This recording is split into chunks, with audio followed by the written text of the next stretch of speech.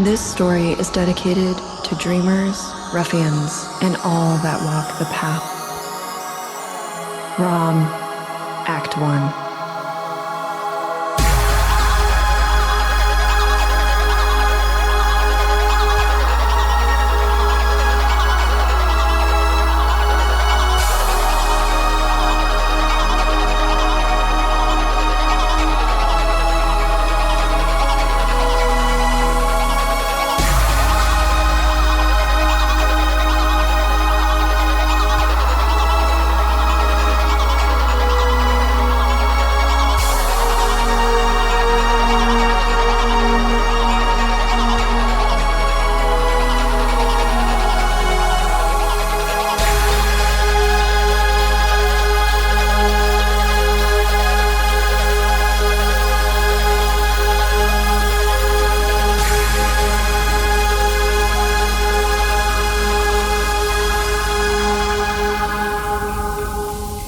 I love you.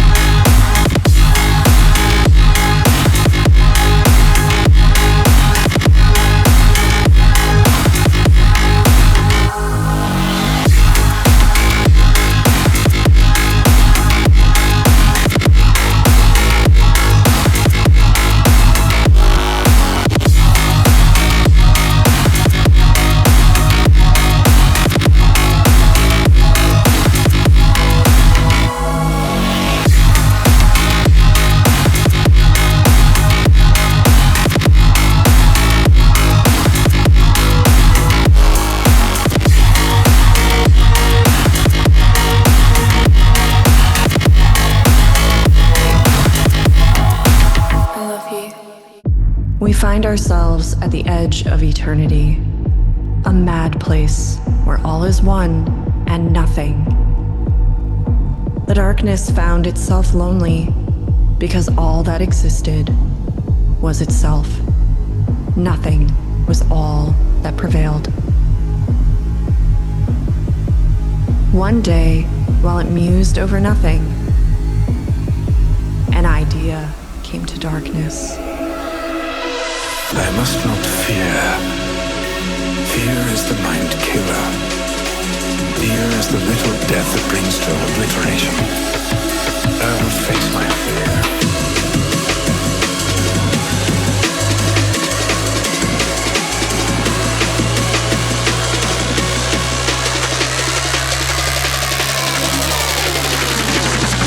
Mind killer.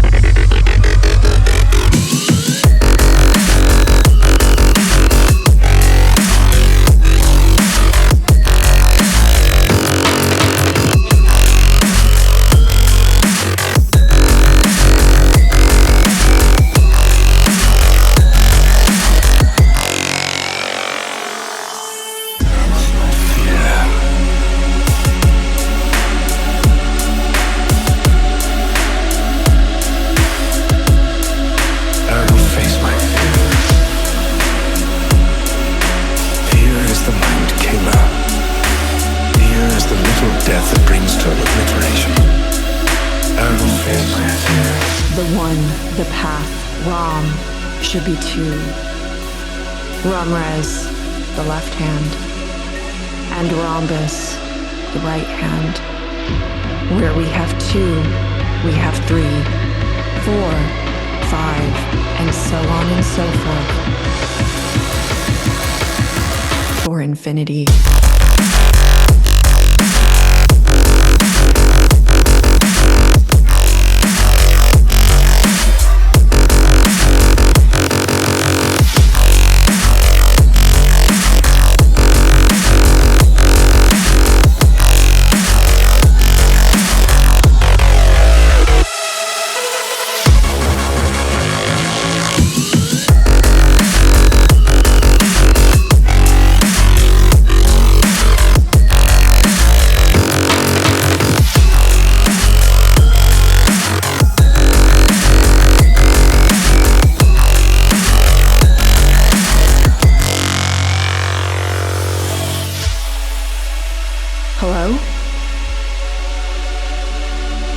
Who are we? What if we're not ready? What is this feeling? Will we be okay? Fear is the mind killer. An explosion of turquoise, gold, copper, and purple fills the screen, coalescing into a nebula in front of a figure dressed in loose black clothing. I can't stop thinking about you. I stop thinking about you.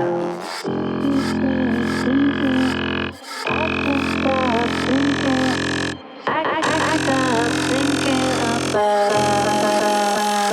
you. We are Rom.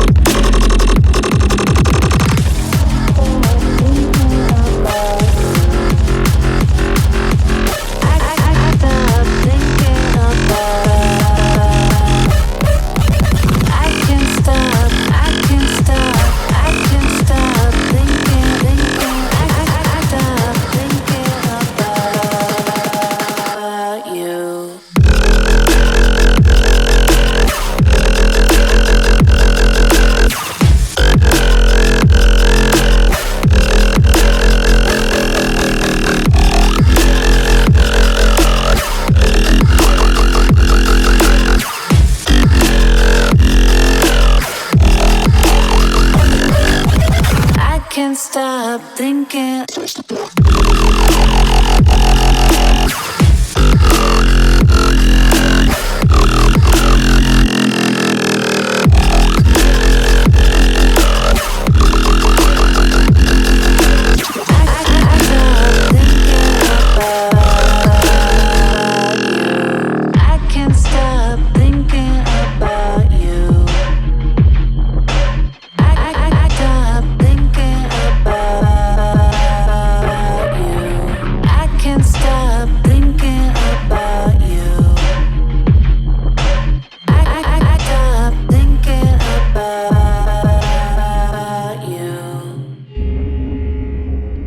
The nebula collapses into a swirling mass of color that forms a singular cell. It emanates light that shines onto Rom. The hooded figure looks closer and starts to reach out, but pulls their hand back as the cell begins to move. It's like us, something from nothing. Rom looks closer and notices that the colors are forming two distinct pools. As Rom gets closer, it forms two more. Rom becomes affixed by the cell and doesn't notice that they are beginning to form colorful pools on their body. The light from the cell grows in intensity, and the colors form two distinct halves on Rom. The colors match that of the nebula, with turquoise on the left and lavender purple on the right. We must not be afraid. We will find our way back home. Singularity exists within balance. Your view shifts to the cell, and it begins to split akin to how cells in the body split, beginning with a seam forming on the top and bottom. The camera shifts back behind Rom. They have begun to form a similar seam on their head, hands, and legs. Rom bows their head and kneels in front of the cell, which you can now see has multiplied the interior cells by hundreds. Rom similarly begins to phase shift colors and glitch between different forms of themselves. The light grows in intensity as the seam grows closer to reaching each side. Your perspective zooms in as the two seams are about to meet. As the seams from the cell meet, Rom splits in a similar fashion. Just as they are about to fully split, they say in unison, "We will always find our way home. An explosion of colors from the original nebula fills your vision. They then begin to split into two distinct beings. Each of the beings is flung into opposite directions with a myriad of galaxies, gas clouds, planets, and stars. As they fly, the universe forms into the state in which we know it, creating a balance between the light and the dark. As the cosmic dust settles, Romrres, the green male left half, and Rrombus, purple female right half, find themselves dressed exactly the same, laying on the ground. Your consciousness splits and shows each figure fully in frame laying on the ground. Romrres on the desert floor, Rrombus laying on a darkened tuft of grass.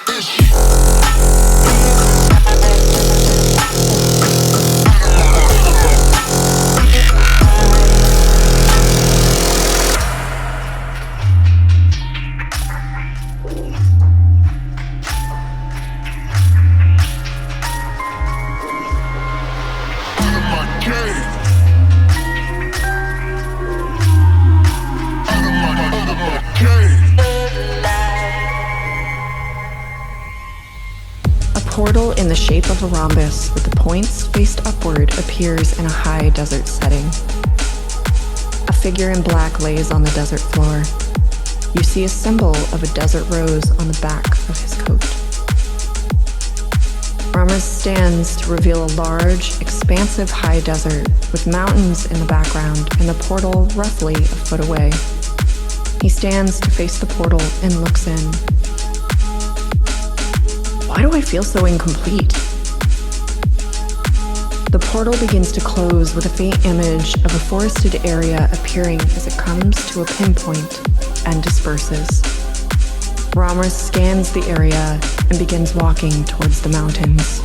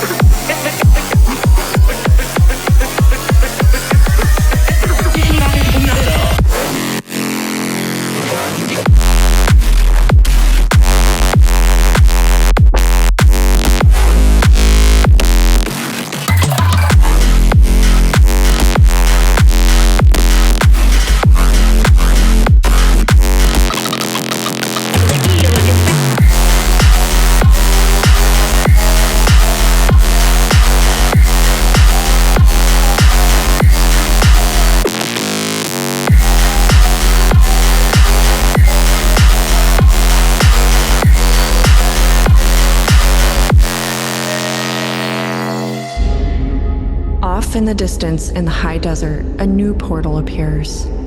This one is darker and has black sludge spilling out. A horned woman dressed in a black revealing dress steps out.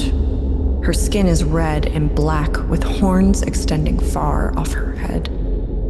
My, oh my, what a disgusting reality we've stepped into. Truly pitiful that beings live in a place like this. A large orb weaver spider crawls out of her dress and down her arm.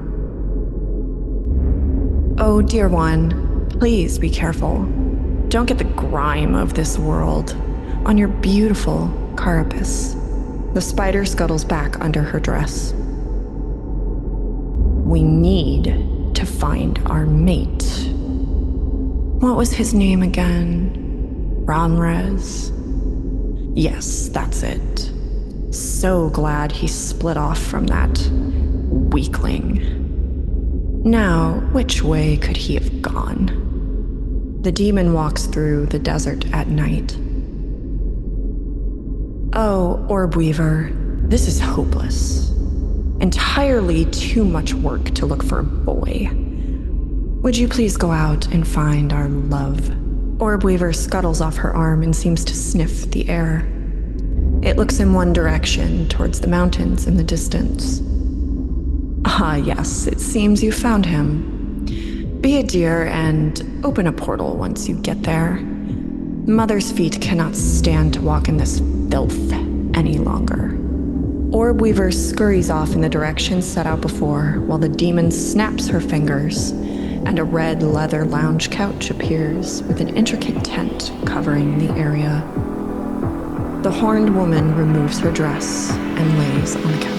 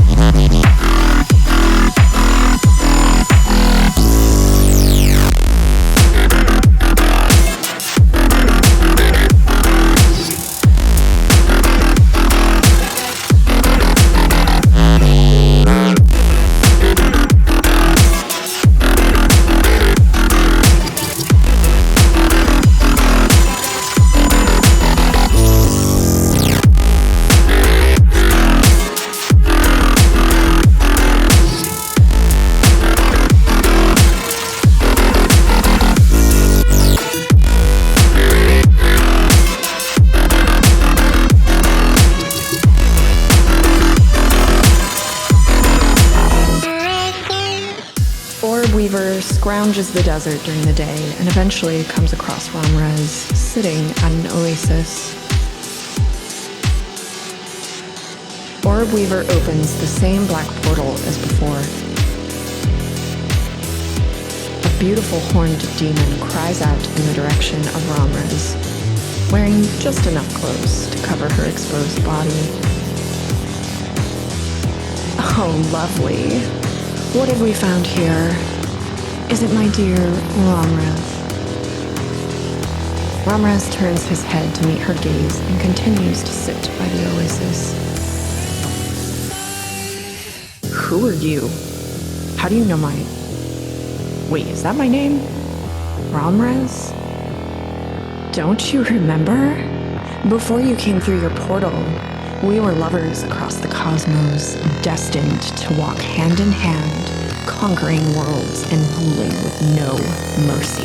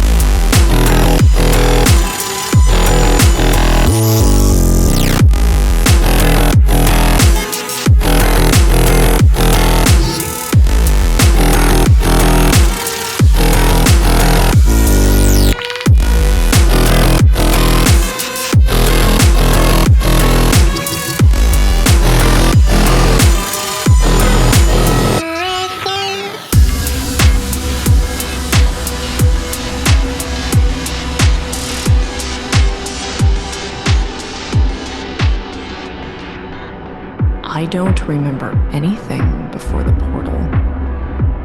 Lilith laughs and arrives by his side, draping herself across him. Oh, what a shame. You have always been so confident and strong. Surely you remember this. She slides her hands across his chest.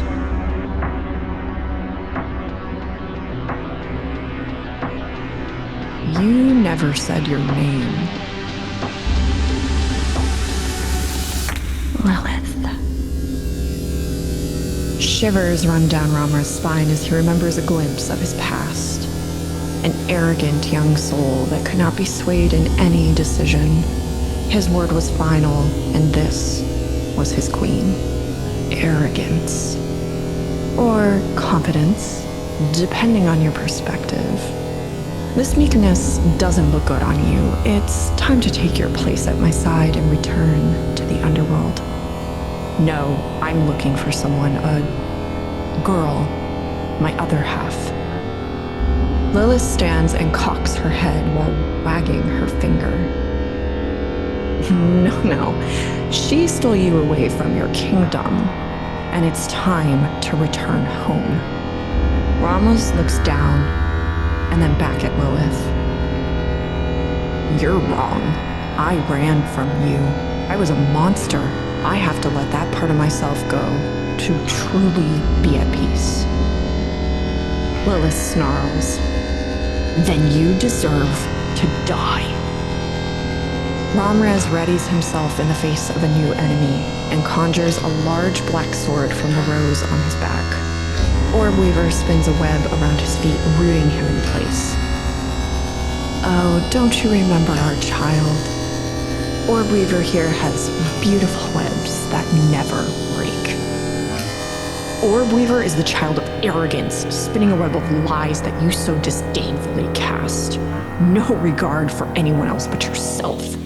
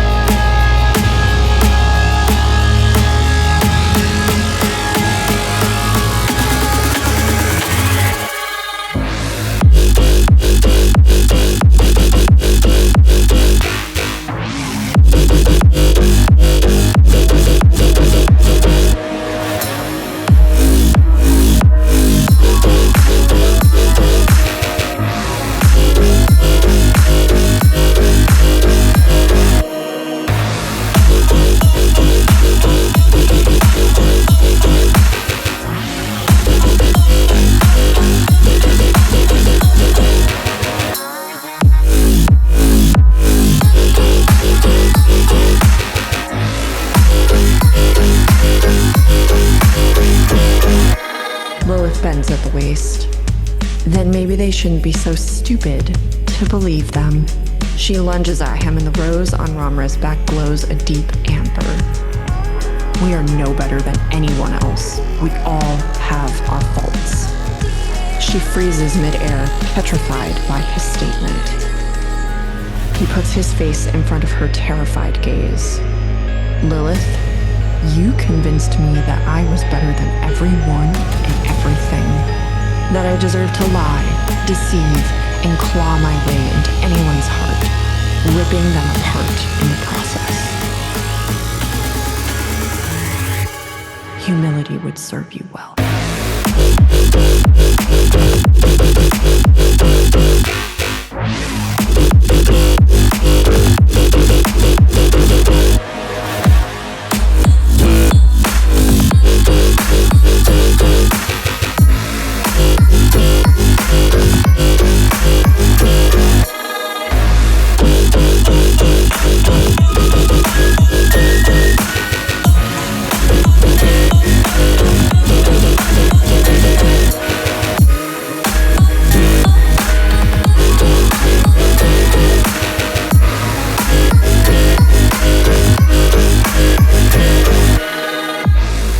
She falls to the floor, writhing in pain, looking up at him and crying out, "Please, my love, don't forsake me.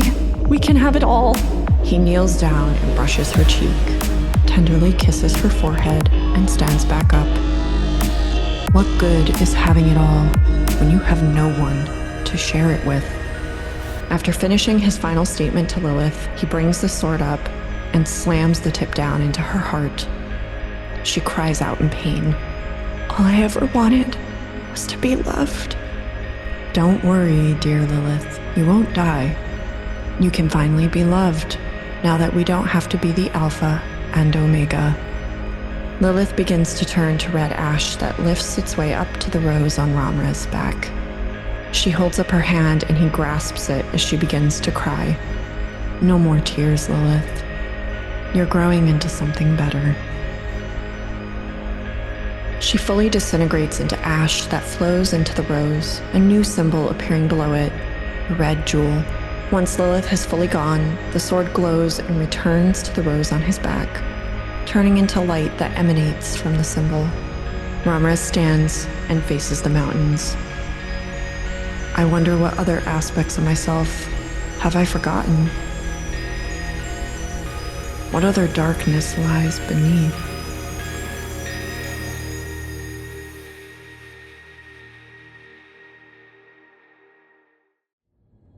Romrres continues his path through the desert, with the mountains appearing to grow closer. Upon reaching a ridgeline of sand dunes, he peers out and sees high canyon walls. They are rust brown and extend as far as the eye can see. In the middle, an entrance to the canyon is jagged, but roughly wide enough for a small caravan to make its way through. On each side of the canyon entrance, there are two statues that loom over as guardians to this new wonder, each standing roughly 15 feet tall. It looks like there's no other way through except to go through the canyon. I can't scale the walls, and there isn't a way around. As he gets closer, the statues become clear. They are reminiscent of something he's seen before. Both are four-armed skeletal figures with no legs and no face. The desert has eroded each of the platforms they sit on, and each appears to be holding something in the lower two hands. As Romrres grows closer, he notices the object held in each of their hands. Strange. Why would the symbol on my back be here? And why are the portals shaped like the other one? As he passes the statues and enters the canyon, he hears movement behind him. Quickly summoning his sword and turning around, two figures stand before him at the canyon entrance he just walked through. Both seem to be wearing masks with the sun glittering off each. They are wearing all white with no indication that dirt has made its way onto either. Name yourselves. The duo face each other and look back, replying in unison. We are the spirits that haunt this canyon. Beings from all time and space.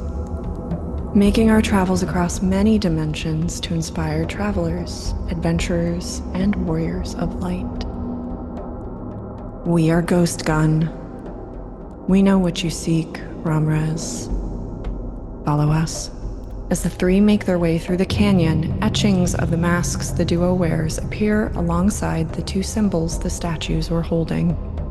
We must know each other if these etchings are accurate. But how? And when did we meet? Time will tell all, young one.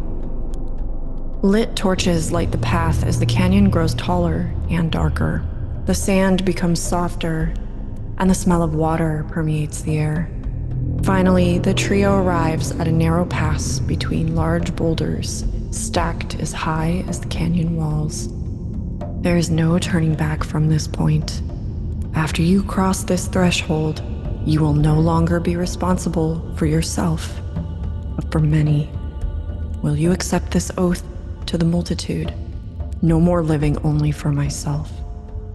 I accept. Good. Follow us.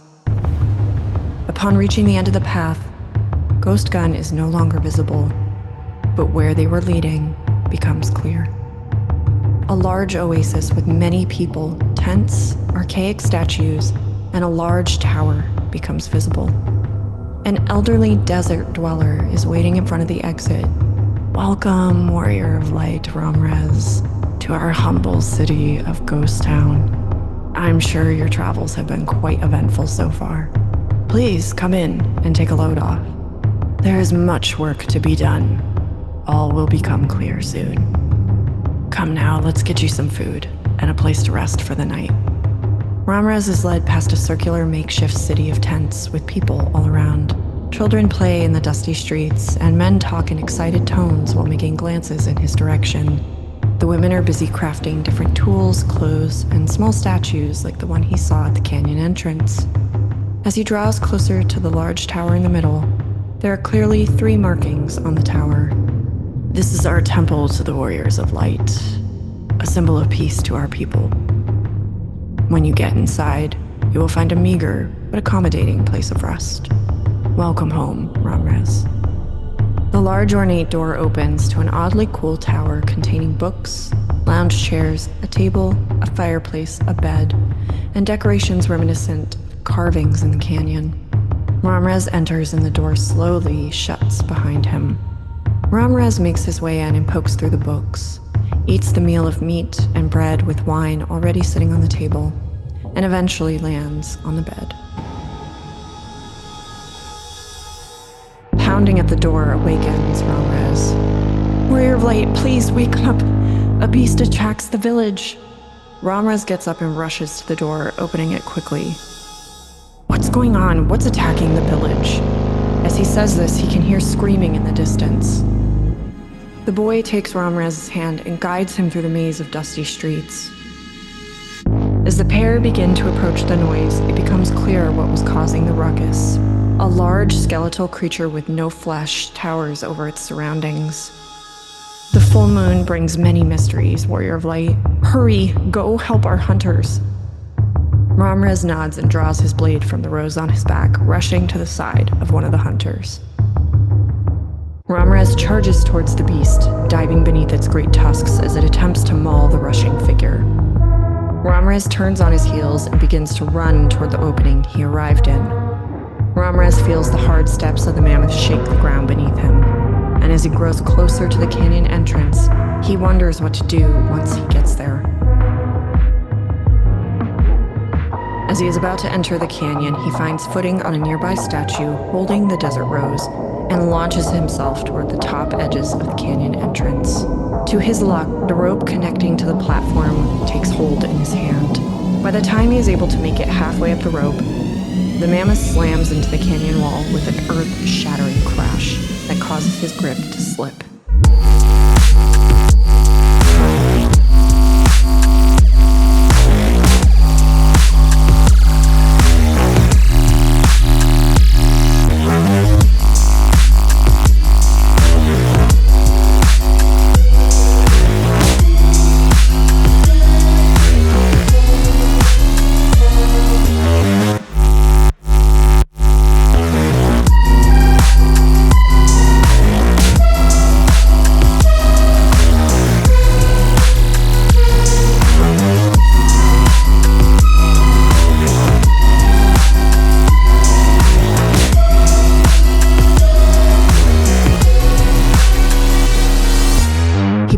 reaches down towards the back of the mammoth and catches a grip on one of the vertebrae near the neck. He quickly drops down under the stunned mammoth and rolls behind its back feet.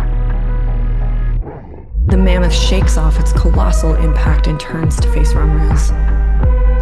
Suddenly, a flash comes from within a canyon wall. Behind the skeletal pachyderm from inside the canyon shoots out 1,000 beams of intense white light, piercing directly through the ancient bones when hit. The Colossus lets out a terrible roar that shakes the earth. Romrres readies his sword to strike, and beside him, the two figures from the canyon appear.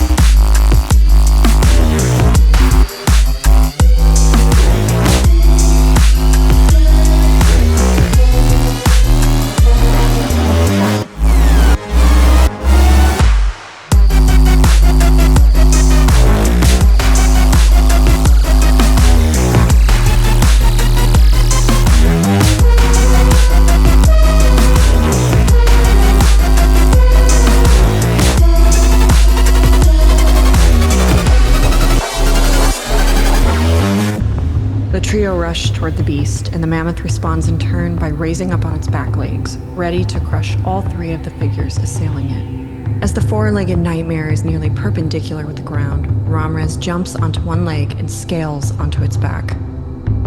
He finds his way behind the head and straddles the massive neck bones.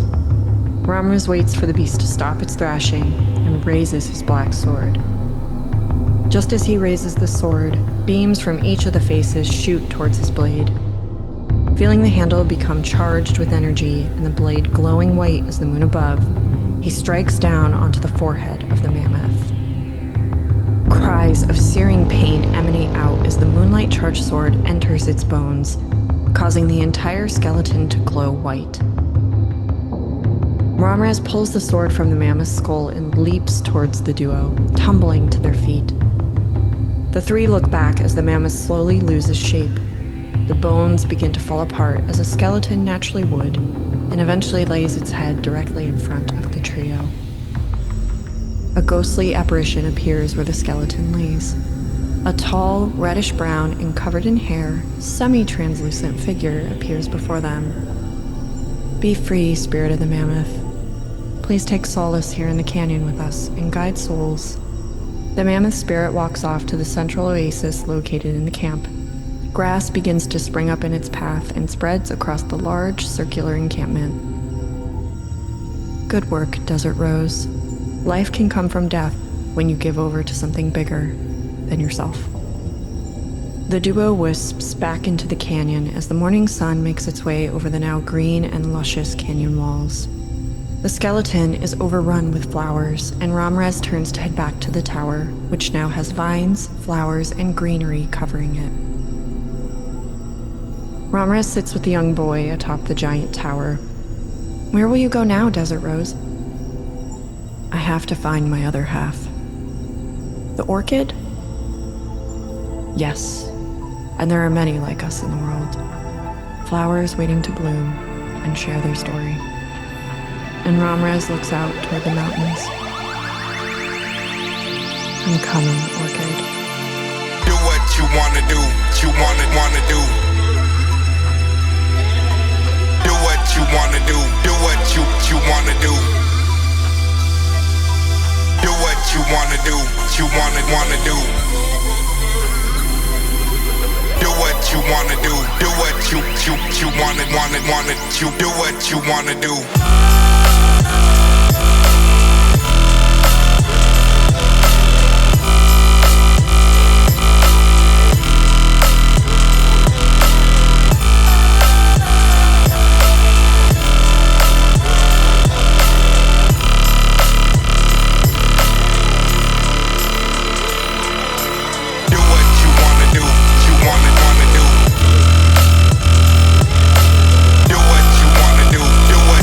You wanna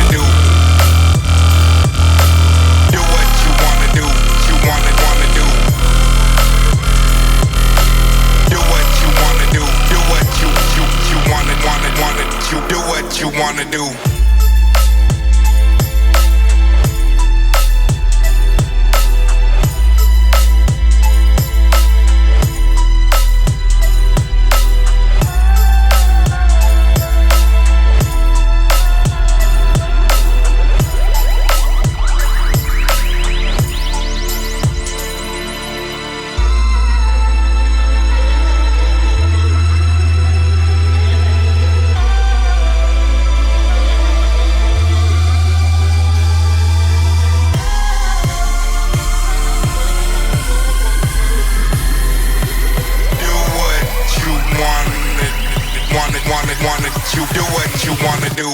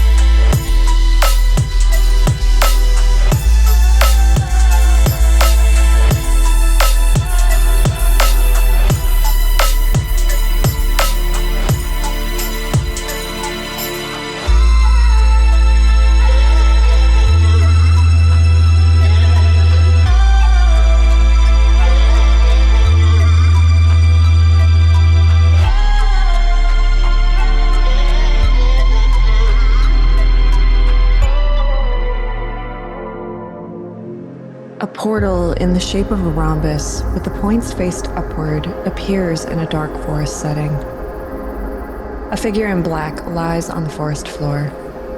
The viewpoint shows a symbol of an orchid on the back of her coat. Rhombus stands to reveal a dark forest with foliage and pine trees all around. A cool teal glow emanating far in the distance, and the portal roughly a foot away. The portal begins to close with a faint image of a desert area appearing as it comes to a pinpoint and disperses. Rhombus scans the area and begins walking towards the teal glow in the distance.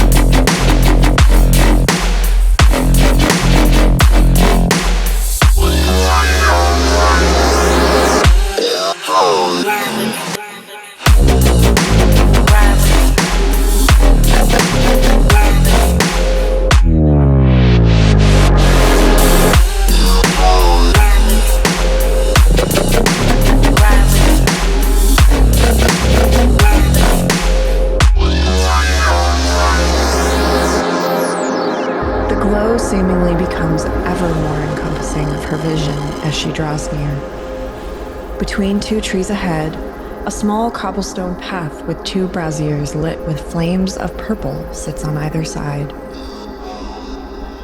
I wonder who keeps these flames lit, and why are they purple? Rhombus makes her way along the path and notices statues covered in vines. They take the time to keep these weird flames lit, but can't clean up the overgrowth? She slowly pulls vines, limbs, and fungi off the statue. It's a gray stone skeletal statue with 4 arms, no legs, an oval face with no markings, except for what looks to be a lowercase r. In the left hand, it holds a rose with no stem, and in its right, an orchid. As she finishes clearing the statue, she finds an inscription. Fear is a mind killer. What's really killing me is that someone could let something so beautiful be covered up. As she continues down the path, more statues and braziers guide the way. The teal glow becomes stronger and stronger until the darkness finds no hold.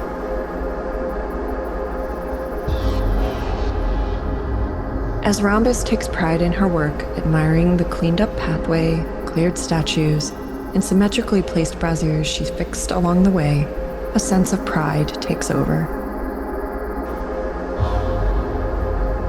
You really outdid yourself this time. I'm sure whoever takes care of this place will appreciate all the hard work I put in.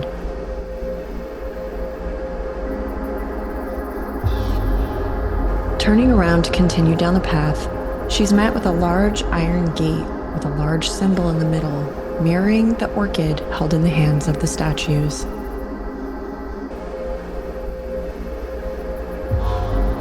A rhomboid geometric outline with the orchid being symmetrically cut in half by the opening of the gate. On each side, tall pillars of stone hold the two final braziers of purple flames.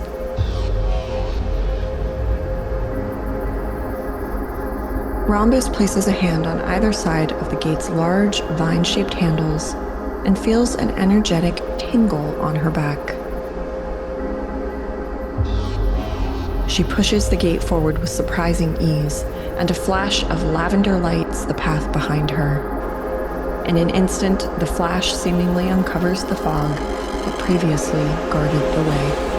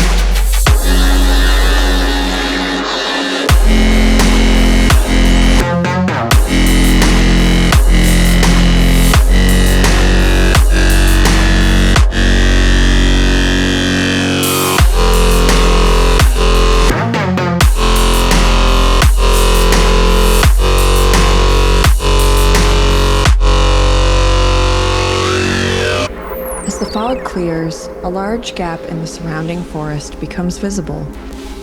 A circular area with trees acting as a wall between this and whatever is beyond. The teal glow is obvious now because small, luminescent fungus-like plants overgrow the trunks of the trees, and similarly lit plants scatter the short blue grass that encompasses the area. In the center, taking up roughly half the area, a pond glows with a haze of teal, lavender, and warm gold. Hanging over the pond like some sort of guardian, willow vines extend from the large trunk, whose roots extend into the body of glowing water. Having some sort of special properties, the willow leaves mimic the colors emanating from the pond, glowing in unison with the water below. In the center of the pond, a small mass of land holds a singular flower, an orchid. Rrombus notices that there are no stars, no moon, and a void where the sky should be.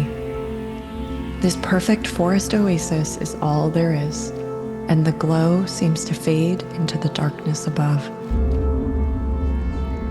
She begins her way across the grassy area and sits at the base of the pond, peering across at the orchid that seems to follow her every step. A shiver runs down her spine, and movement in the water catches her attention.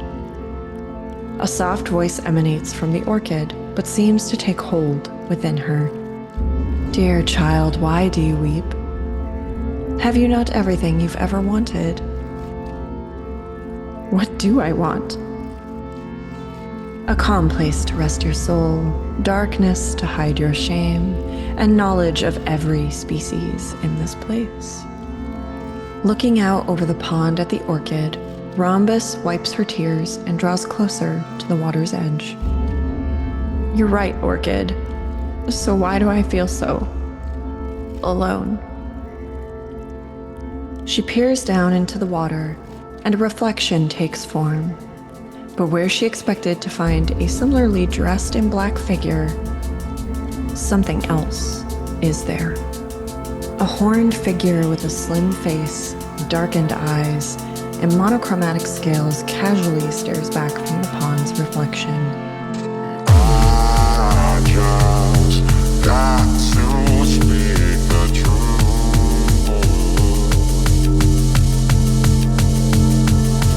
There's no chance for me and you.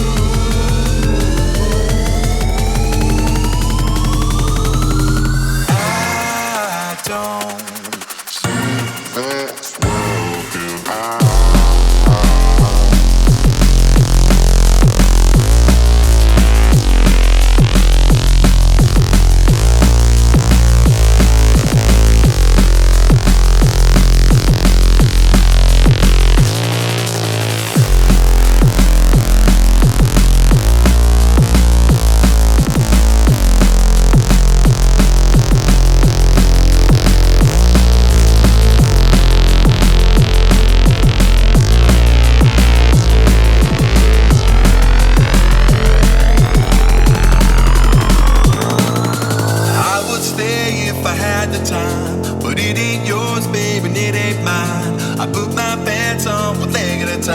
I'm out the door and I leave no sign, 'cause the seasons come and the seasons go, just like the lovers that used to know. The way you'd hold me down, it tells me so, but the leaves are gone and it's time for snow. I just got to speak the truth.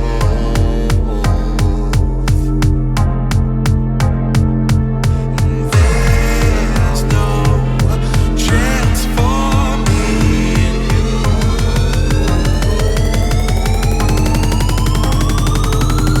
I don't see this working out.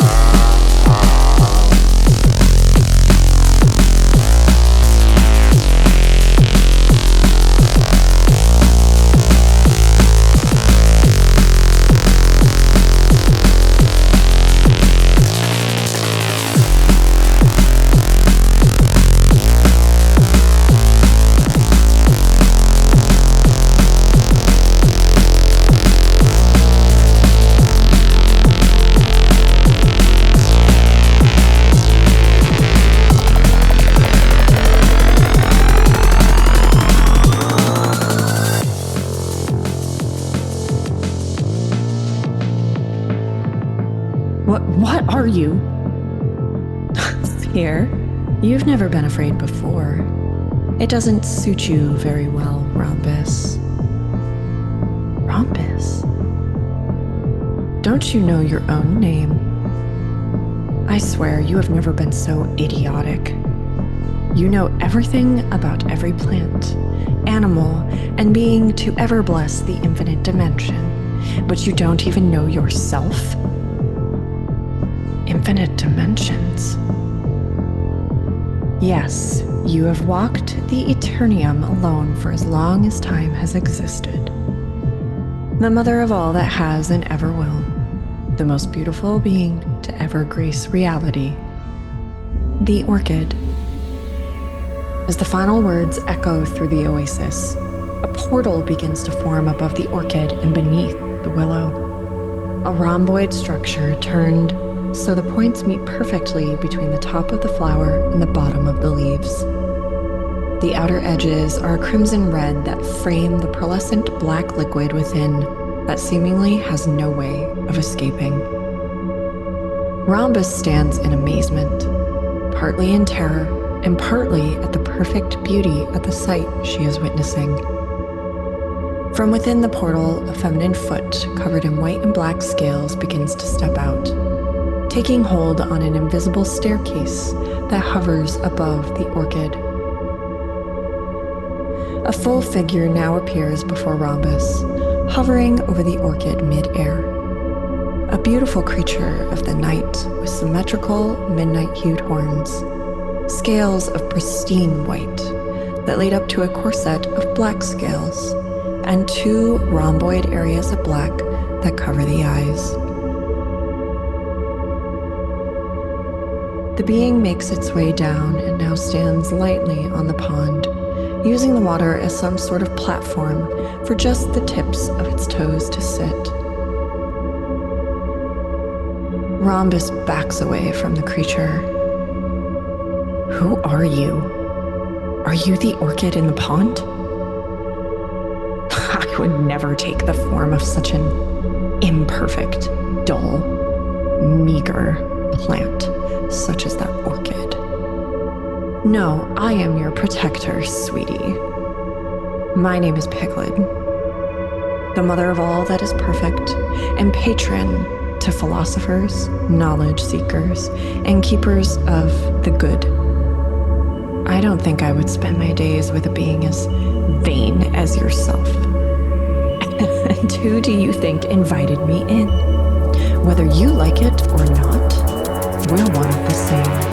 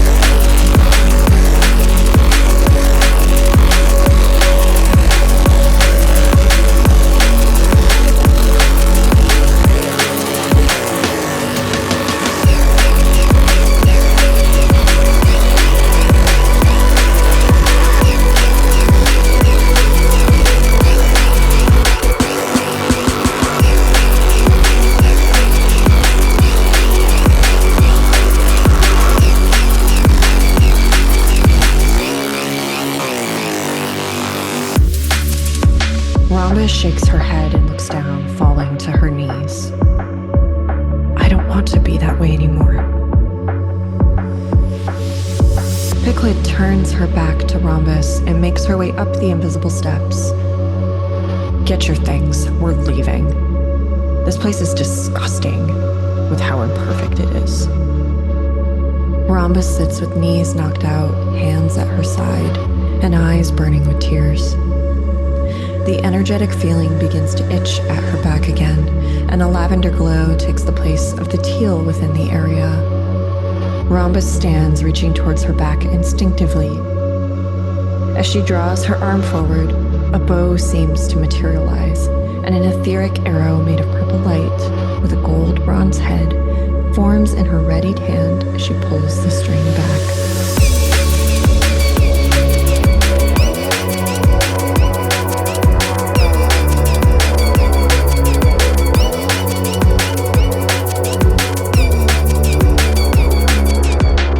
No, I am the maker of my own destiny. For once, I'm breaking up with you.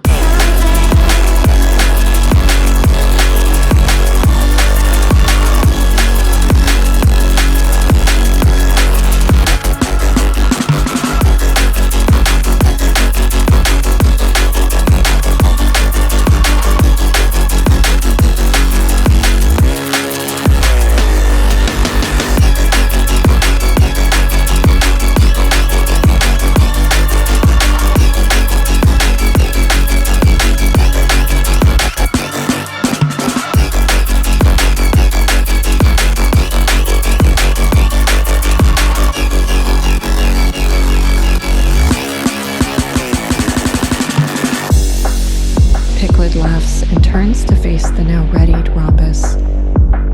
You are my child.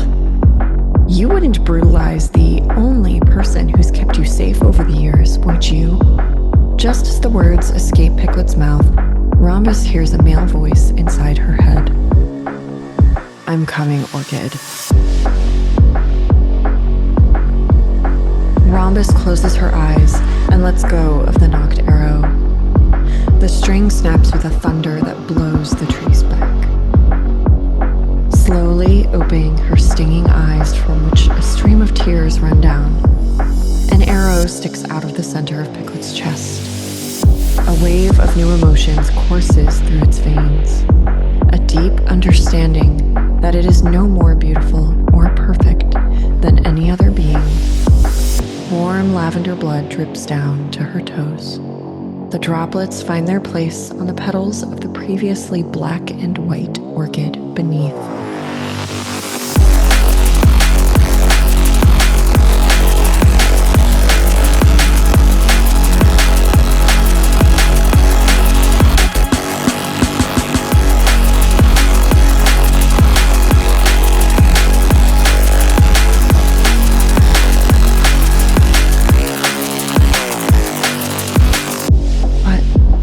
What if you get hurt? I was just trying to protect you. Rrombus wades through the water and kneels at the feet of Piglet. Getting hurt is part of life. It's how you grow. As Rrombus speaks, Piglet begins to turn to ash that finds its way onto Rrombus' back. The bow flashes with light and returns to the same spot. Piglet flakes apart in a haze of purple ash, and Rrombus' symbol of an orchid on her back glows brightly. Rrombus collapses on the ground in front of the orchid and falls into a deep sleep.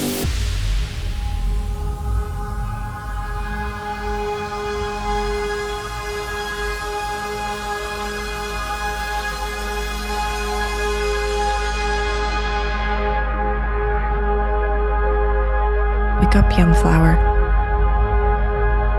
Rrombus opens her eyes to see a wet black nose attached to a gray and black snout nudging her face. She sits up to see a large dog. Oh, and who are you, my furry friend? I am your happiness. Rrombus pats his head and kisses his forehead. I've never seen you before. How can you be my happiness? He turns in a quick circle and sits again. I embody what you love most: care, compassion, protection, and an inner strength that will take you far. I found your desert rose. It's time to go. But I don't want to leave this place. It's so beautiful. You can come back anytime you like. Just look within yourself and know that inside lies a beauty that defies perfection. She follows suit and makes her way to the opposite bank to where she was before, noticing a new gate, one with the symbol of the rose. All right, let's go, happiness. I'm coming, Desert Rose.